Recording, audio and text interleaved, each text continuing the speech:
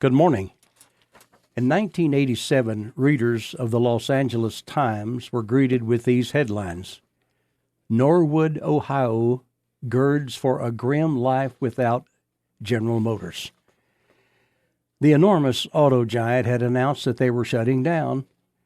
That industrial plant represented 35% of Norwood's entire tax base and provided 4,000 plus jobs for the area. For 64 years, the assembly line had hummed with activity. Then came Black Wednesday. Some were still living in Norwood who could remember seeing the very first automobile roll off the assembly line August 13, 1923. It's tough to lose a job under any circumstances.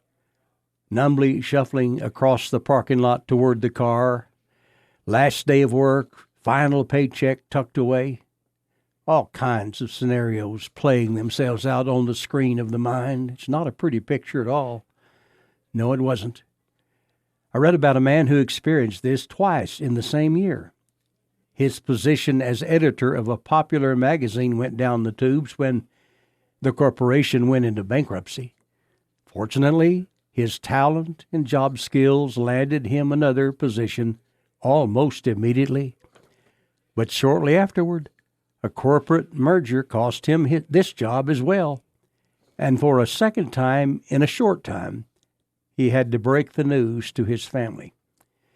His wife was supportive. His 3 boys couldn't fully understand the situation, but they were scared nonetheless. And after a fitful night, Dad wandered into his study the next morning, just as the sun was waking up. A cursory glance told him that someone had been in his room. They didn't take long to discover who the intruders were, and his discovery brought tears. In the wastebasket were the remains of 3 ceramic piggy banks, broken in half. On the table lay a small pile of nickels, dimes, and quarters, and underneath the coins was a crudely drawn handmade sign: "We love you, Dad. We believe in you. You're the best." And then came the tears. Many years have passed since that early morning discovery. Dad did get another job, did provide for his family, and was able to put 2 of his sons through college, and his youngest opted for technical training and became successful in his field.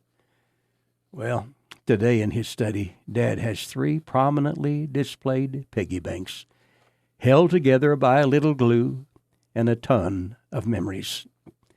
And in an adjacent frame is a crudely written note, obviously scribbled by smaller hands. These mementos remind him that a knockdown isn't the same as a knockout. The people of Norwood, Ohio, know that. After Black Wednesday in 1987, these Northerners picked themselves up off the canvas and tore into their problem with a vengeance.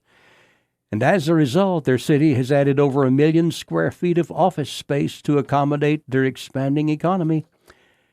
Keep looking up, Chickasha. Norwood, Ohio made it. So can we. Larry Hatfield, God bless.